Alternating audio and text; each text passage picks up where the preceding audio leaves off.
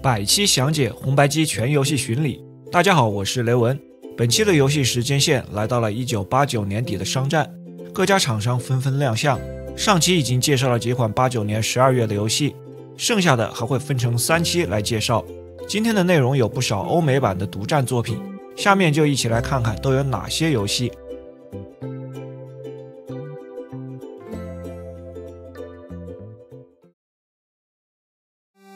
魯特迷宮，先補一個上一期漏掉的內容，這是雅典娜公司發布在磁碟機上的一款廉價作品，是500日元的覆蓋寫入專用。本作被歸為了 RPG 的類型，它用最簡化的方式將這些角色扮演的元素放到了遊戲當中，並且搭配上動作解謎的玩法，效果相當的不錯。玩家扮演英雄骑士魯特，他要從邪惡的城堡裡救出5個公主。角色的移動方式有些像淘金者，常規的左右移动，主角不能跳躍，通過梯子上下移動，有些地方有繩索可以懸掛，從高空處會直接墜落，可以踩在敵人的頭頂上。按 B 鍵打開狀態菜單，除了查看屬性，還有保存和讀檔。另外有可能會在遊戲裡卡住，使用菜單裡的投降指令將位置重置。A 鍵是使用獲得的物品，攻擊的方式是直接撞向敵人，從上下方向或者在梯子上攻擊會有不同的效果。爬繩索時無法攻擊。一開始主角什麼都沒有，裝備完全靠撿。搜索寶箱能獲得武器、盔甲和盾牌。隨着遊戲的推進，能得到更強力的裝備，3類裝備都各有5種。屏幕的左下方顯示人物的 HP， 損失血量後，在一個地方站着不動，能緩慢的回血。此外還有力量、速度、智力和幸運這些屬性。隨着擊敗敵人得到經驗值升級，這些屬性都會上升，最高升到25級。遊戲裡共有4個城堡要攻略，每個城堡都由多個固定畫面的房間組成，組合的形式是4×2，加上房間有正面和背面的區別。除了通道連接，場景裡還有很多傳送門，要通過收集鑰匙來解謎。有3種鑰匙，黃色的鑰匙能通過紅藍2色的障礙門，綠色的鑰匙對應綠色的門，白色的鑰匙用來進入 BOSS 所在的房間。在 BOSS 戰當中也是採用了撞擊的方式，這時人物可以在整個的屏幕上移動，基本上就是拼血，可以用面包恢復血量。此外還有一些其他的道具，像是3角形的路障，能用來將敵人隔開，用完之後還能收回，可以反覆的使用。炸彈能炸開牆壁，用於獲得一些關鍵的物品或者是解謎。拿到像電池圖案的道具，能增加角色的某一項屬性值。從第2個城堡開始，還會增加搭建道路的幾種道具。這款遊戲的場景設計很巧妙，有活動的磚塊、移動的平台、機關按鈕，結合鑰匙和道具，一邊戰鬥一邊解謎，還能搜索裝備和練級，玩起來相當的有趣。如果能接受簡單的畫面和粗劣的 BGM， 非常的值得嘗試。個人評價3顆星。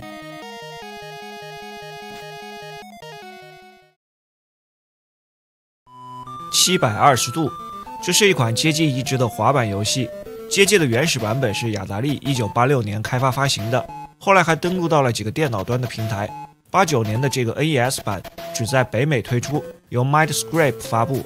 第一次進入遊戲後會從級別1開始，這相當於一個難度的等級。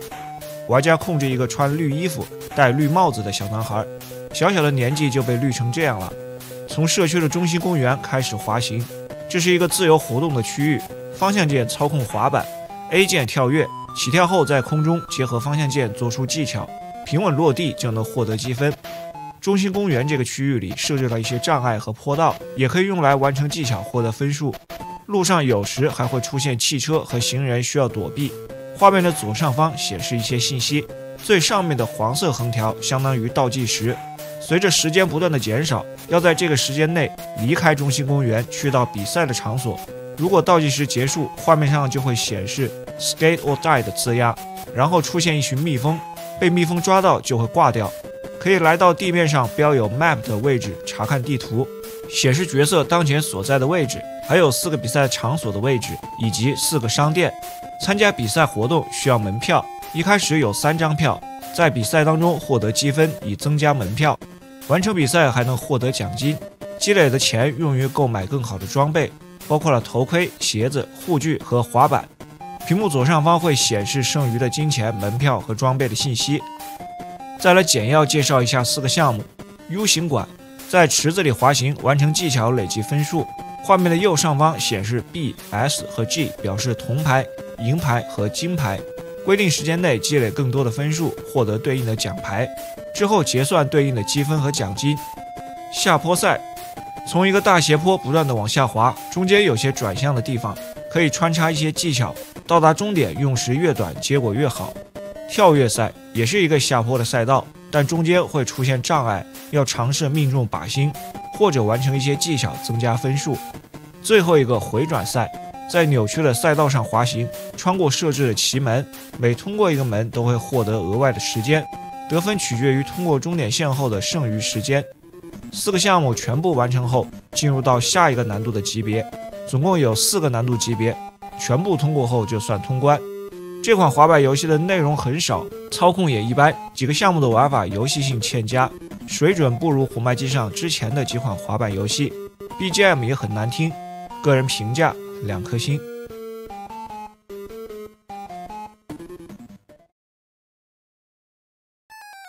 執政官：光明與黑暗。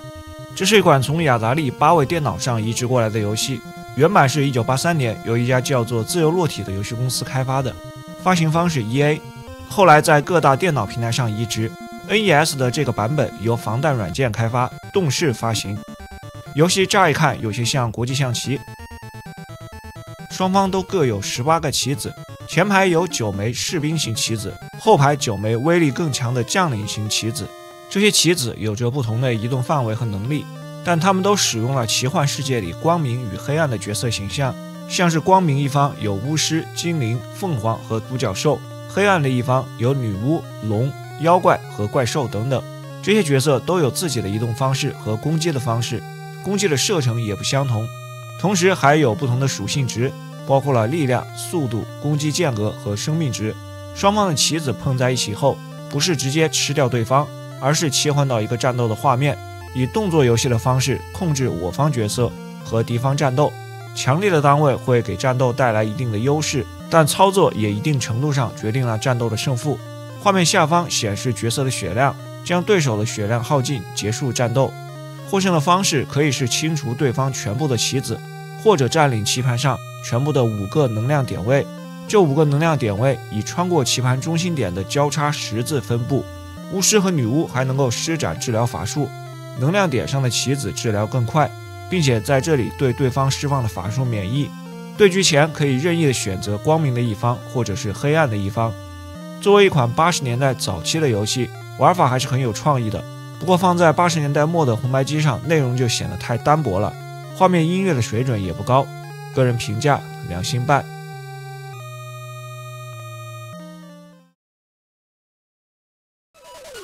冠軍保齡球，由雅典娜公司開發 ，Romstar 發行了一款保齡球遊戲，紅白機上有日版和美版，先發布的美版，1年之後由雅典娜公司發布日版。遊戲的一開始設定玩家的人數，最多4人遊戲，之後選擇角色，4個角色裡有一個左撇子，選定後起名字和設置球的磅數，重量會影響投擲時球的物理效果，比較重的球力量更大，但曲線能力小，輕球則剛好相反。來到球道上準備扔球，左右方向鍵調整人物的起始位置，選好位置之後，下一步是確定球的曲線和旋轉，通過畫面左側控制圖框裡擺動的小紅球來確定曲線，接着力量條滾動，合適的時機按下 A 鍵確定扔球的力度。比賽的模式只有一種，就是標準的對局。這就是遊戲的全部內容，實在是太少了。核心的玩法以及保齡球的模擬做的也不怎麼樣，但遊戲在北美的評價還算不錯，我感到有些詫異，於是又回看了一下之前介紹的2款同類作品《大挑戰保齡球》和《完美保齡球》，果然都是沒有 NES 的版本。如果當年北美玩家玩過之前的2作，結果應該就是不一樣了。個人評價2顆星。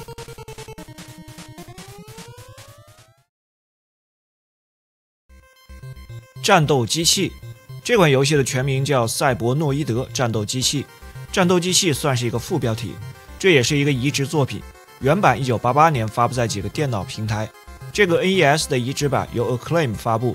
在做這個介紹之前，我並沒有玩過這款遊戲。上手試玩之後，遊戲的難度把我給驚到了。一度懷疑自己大腦的反應速度嚴重退化。之後在網上搜索了關於遊戲的通關視頻，發現除了 TAS 和靠作弊的打法，能夠正常打通關的屈指可數。在塞伯諾伊德，海盜襲擊了聯邦的倉庫，盜走了礦物、珠寶、彈藥和最新的武器。聯邦派出了賽博人飛船，命令他在規定的時間內取回被盜的物品。這是一個飛行射擊的類型。開始畫面有3個難度等級可選。進入遊戲後，玩家控制飛船在多個固定畫面組成的場景之間移動。自然狀態下，飛船會隨着重力緩慢下落。A 鍵是發射激光攻擊 ，B 鍵使用有限數量的特殊武器。當前使用的特殊武器會顯示在畫面的頂部，通過選擇鍵切換特殊武器的類型，包括了發射飛彈、瞬間全面屏幕上敌人的武器、讓自己短暫無敵的護盾、一次發射出多個紅色的彈球，以及有自動跟蹤效果的武器。在場景裡也能獲得道具，最主要的一種是圍繞在飛船周圍不斷旋轉的環形小球，一方面可以用作防御，也可以用它來对付敌人，非常有用。還有一個隱藏的字母 T， 達到後可以變形，主要的作用是有一段比較長的无敵時間。總共只有3個關卡，每關的目標是要在限定的時間內通過多個房間，降落在一個平台上。沒有 BOSS， 如果能夠通關，有效的遊戲時間不超過10分鐘。這款遊戲的難度一方面來自離譜的場景和敵人的設計，另一方面整個的過程需要合理的使用特殊武器。雖然飛船有9條命，掛掉一次之後能補充特殊武器的彈藥，但彈藥的數量仍然極為有限，而且有的地方沒有特殊武器是無法通過的。遊戲本身還存在一些問題，被攻擊的判定貼圖比實際看的要大，有時候發射特殊武器按住 B 鍵會沒有響應，這又變相增加了難度。這款遊戲的原始版本評價很高，但這個 NES 的移植版變態的難度和本身的問題並不能帶來很好的遊戲體驗。個人評價2顆星。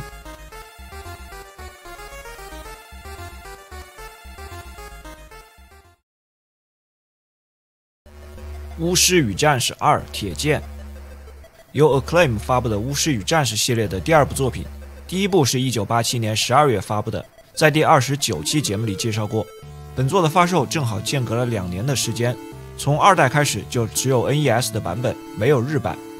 這作的故事主角還是庫洛斯，前作裡被擊敗的邪惡巫師馬爾基爾再次出現，他的化身由土、風、火、水4大元素組成。主角要探索辛達林大陸，尋找傳奇鐵劍的4個碎片，用它來擊敗馬爾基爾。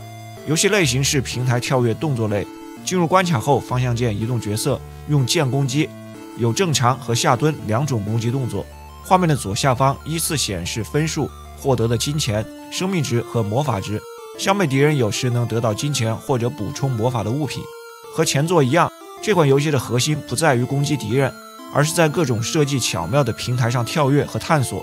有些門也可以進入，在場景裡收集增加金錢的鑽石和尋找鑰匙。一把鑰匙能打開一個大的寶箱，寶箱裡能得到更好的武器和盔甲。有的寶箱裡還有魔法卷軸。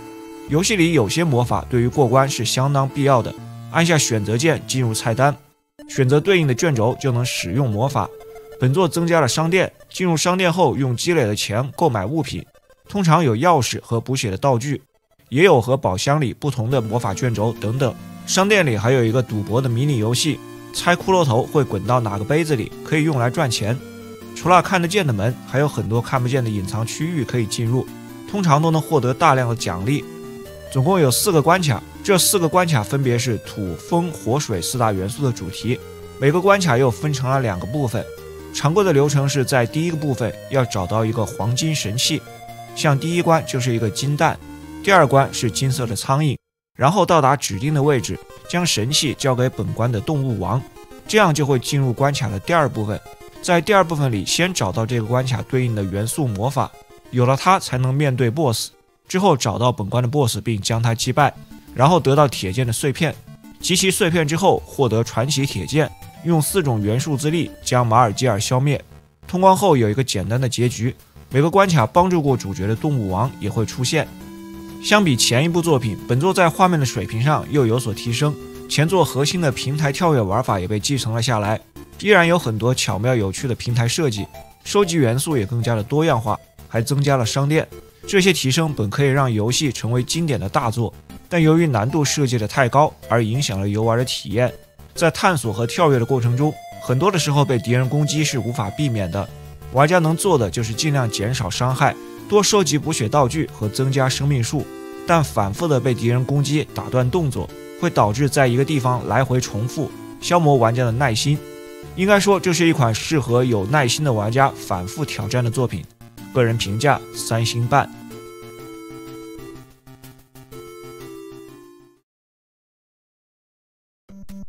漢堡快餐加炸彈機，這是一款 NES 美版獨佔的體感遊戲，需要外接地電控制器才能遊玩。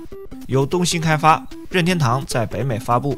看遊戲名就能知道，這是2個遊戲組成的合集，2個都是使用控制器的壁面12鍵的模式進行遊戲。先說第一個漢堡快餐，這是一個制作漢堡的遊戲。開始界面是選擇模式，相當於難度的級別。最簡單的是做10層漢堡，還有20層、30層，最難的是99層，也可以雙人遊戲。選定難度級別後，在快餐店出現一個動物的店員，不同的難度出現的動物會不一樣。最簡單的是老鼠，最難的是一只豬。玩法就是动物店員會出現在右側，先演示一遍每层漢堡使用的配料，然後玩家通過腳踩地電控制器上對應的編號，按照正確的配料順序制作漢堡。完成一個後，漢堡的層數就會增加，根據難度最大到99層。右側還會顯示允許的失誤次數，有一個倒計時的時鐘往右移動，當選擇了正確的配料，時間就會退回一點點。第二個遊戲炸彈機，最多5個人同時遊玩。畫面裡有12隻雞，它們對應了控制器上的數字1到12不同的點位。狐狸出現後，隨機在不同的位置放置炸彈，用腳踩在炸彈对应的位置上將它壓碎。如果不管的話，過段時間炸彈就會爆炸。越往後，狐狸和炸彈的數量都會變多，橙色和藍色的炸彈引爆的時間更短。有時候雞還會下蛋，要避免誤傷雞蛋。NES 獨佔的體感遊戲還是很少見的，遊戲的玩法還行，內容太少，個人評價2顆星。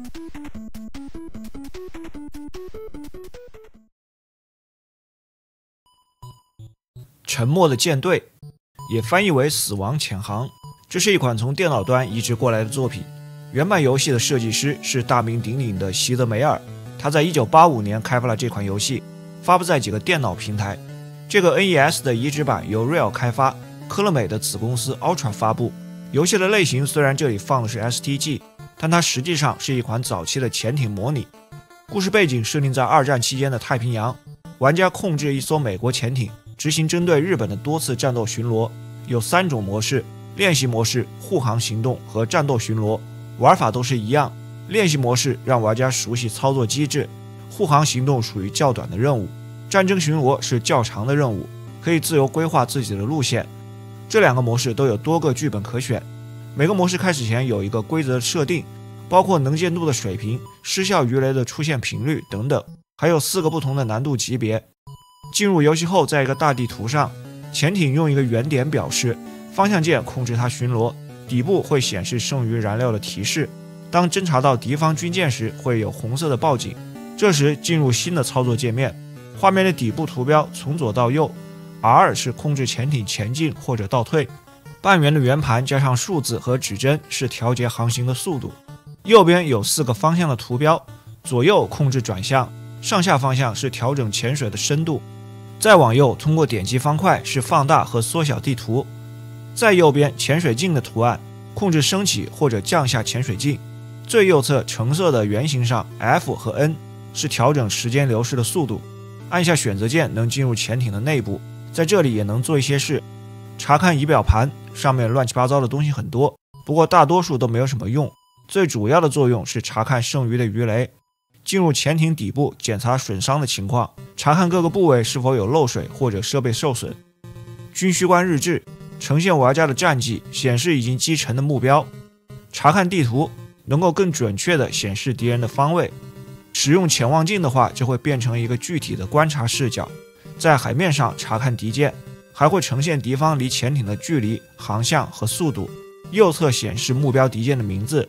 距離接近後，用底部的武器和魚雷的圖案進行攻擊。在疑似任務中，要盡可能多的擊沉敵艦。遊戲比較強調潛行，要控制好距離、速度和深度，被敵人發現的話也會被攻擊。這款遊戲從整個的系統和玩法上做的都很不錯，一些細節的表現也很好，但作為潛艇的模擬，年代過於久遠，畫面和技術的呈現放在現在已經過時了，而且本身這種類型就有特定的受眾，只會有一部分人感興趣。個人評價3顆星。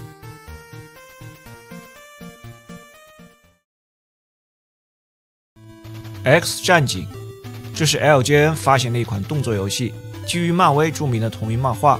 這款 X 戰警裡的角色形象取自1989年在美國播出的動畫片。本作對外沒有公開開發方是哪家公司，我猜想可能是因為遊戲的素質太差，怕破壞了公司的名聲。進入選擇界面之後，包括練習的關卡有5個任務可選，之後有6名可選角色：金剛狼、夜行者、巨象、風暴、雷射眼和冰人。每個角色都有自己不同的屬性值，有的是近戰角色，有的是遠程攻擊，可以双人同时游戏。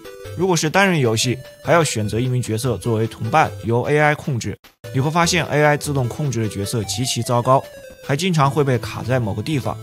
遊戲內場景以俯視角顯示， A 鍵攻擊， B 鍵跳躍。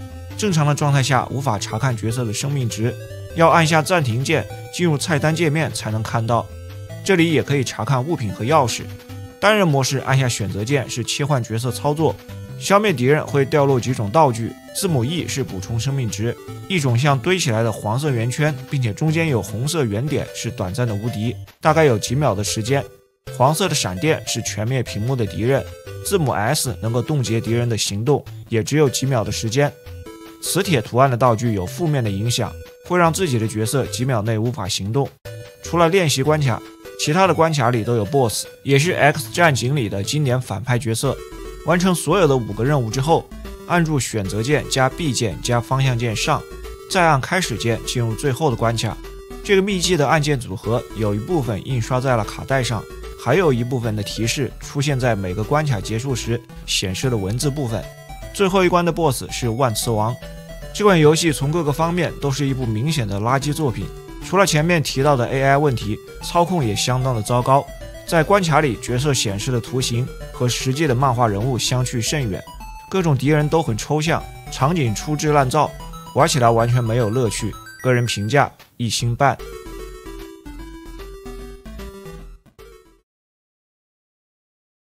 小松先生，這是一部漫改作品，改編自赤冢不二夫的搞笑漫畫。漫畫的連載時間是上世紀60年代。TV 版的動畫有2部，本作發布時正是第2部動畫熱播的檔期。故事圍繞着松野家的6胞胎進行，描述他們的日常生活。作品中的角色會根據短片的需要而有各式各樣的身份。相關的改編遊戲1988年底在 MD 上發布了一款動作作品，本作算是第2款，是文字冒險的類型。故事內容來自正在播出的第2部 TV 版的動畫，講述了小松在偶然間看到描繪家族祖先的畫卷，發現祖先的形象缺少了家族標誌性的大板牙。小松來到了德卡潘研究所，借助時光機回到江戶時代，試圖解開缺少大板牙的謎團。本作的系統和之前介紹過的一款《名偵探秋刀魚》有不少相似的地方，在固定的场景裡是文字冒險的形式，畫面右側的各項指令用圖標來表示。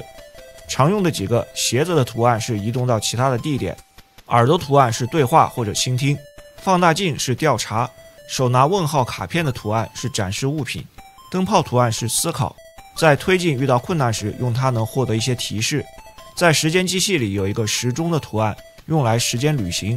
如果回到了原始时代，會有一個拳頭的圖案，有些像之前介紹的東方見聞錄。特定的時候打人會有推進故事的效果。還有需要戰鬥的場景出現額外逃跑的圖標等等，也有第一人稱 3D 迷宮的探索內容。在不同的地點之間移動時是類似 RPG 的形式，可以和地圖上的人物对话。畫面下方顯示角色的生命值和持有的物品，一個大大的人物頭像，下面是持有的金錢。有些 NPC 的對話能獲得有用的信息，但有些 NPC 角色是惡人，對話可能損失血量。後半段出現時間大王的部下，在地圖上快速的移動，碰到了就会損失血量。遊戲的流程需要在現代、江戶和原始時代之間來回穿梭。初期的活動範圍很小，隨着故事的推進，活动的範圍逐漸擴大，訪問的地點也隨之增加。每個時代都有一個遊戲中心和宿屋，在遊戲中心花100塊錢玩配對的迷你小遊戲，能賺錢或者得到補充血量的食物，特定的時候還會出現關鍵的物品。在宿屋住宿能恢復體力，但需要花2000塊錢，也可以在這裡保存進度。到了遊戲後期有分支選項，根據選擇的不同出現好結局或者壞結局。本作的人物圖形繪制上還是不錯的，風格和原作保持一致，有的動畫的內容有不少的還原，人物的各種表情做得也很豐富。文字冒險本身的素質和當時很多這類遊戏的問題一樣，经常缺少提示，容易卡住，也有不少陷阱選項，很容易掛掉。有些選項不合邏輯，不過也算符合本作的無厘頭搞笑氛圍。很容易掉血，但回血的成本太高，也增加了游戏的难度。总的来說，放在当年，游戲配合动畫很適合原作的粉絲。個人評價2星半。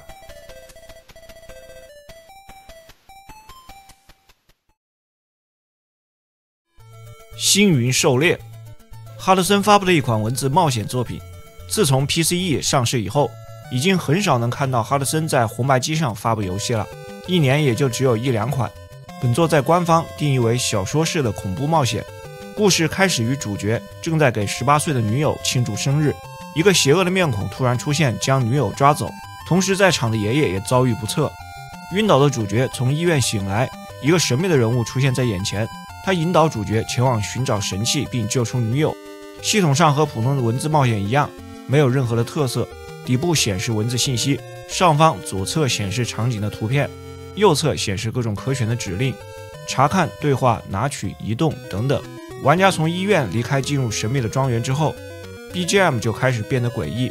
房間裡的一幅畫顯示大反派的照片，多查看幾次就會動。在房子裡完成一段探索解謎，發現一個秘密的通道之後，來到叫做阿蘇卡的村子，調查香巴拉的傳說。又是一番探索之後，進入一個地下的墓穴。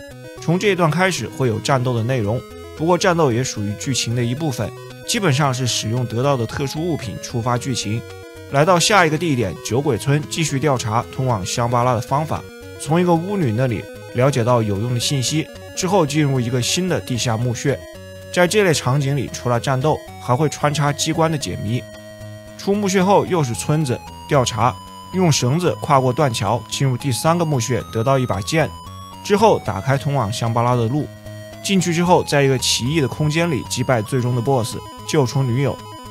這款遊戲的流程很短，系統和故事的內容也沒有什麼特色，解謎的過程缺少提示，有些調查的指令在沒有提示的情況下還得反覆操作，不查看攻略很容易卡住。個人評價2顆星。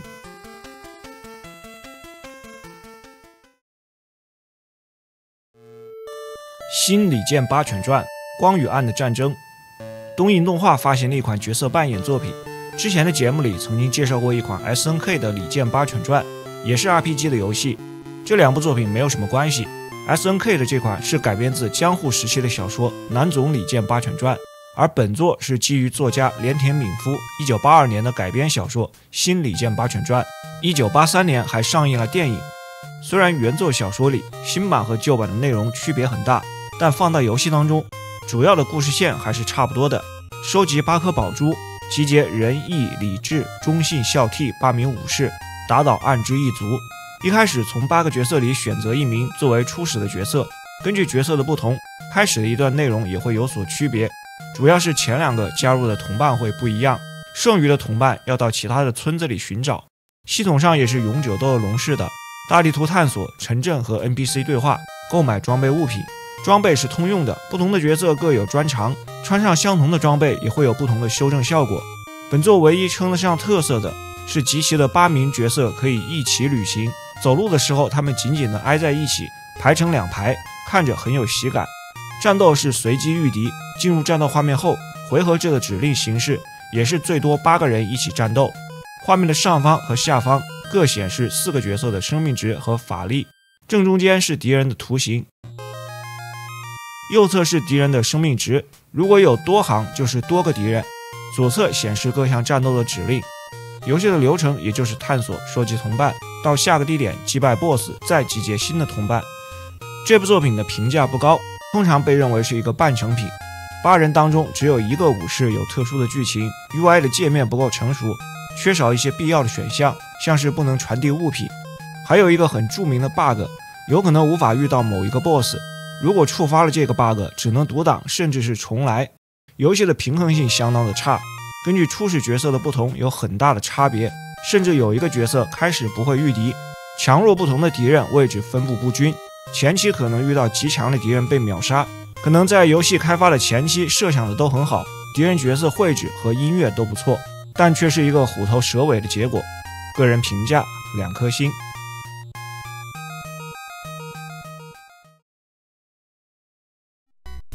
打地鼠這款遊戲的開發發行方是 IGS， 這個 IGS 是一家日本的遊戲公司 Information Global Service， 不是我們熟悉的星象電子 International Games System， 兩家公司的英文縮寫正好一樣。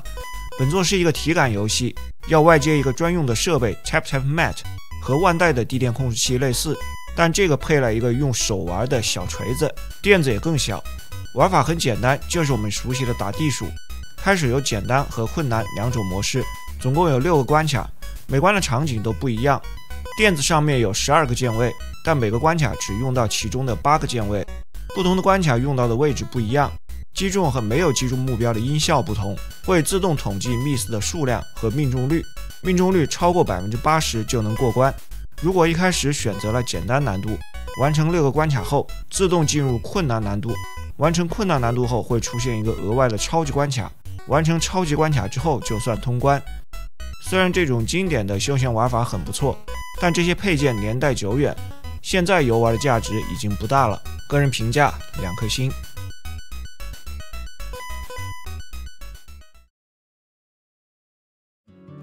好了，以上就是本期的全部內容。如果您喜歡這個系列，還請多多支持。咱們下期再見。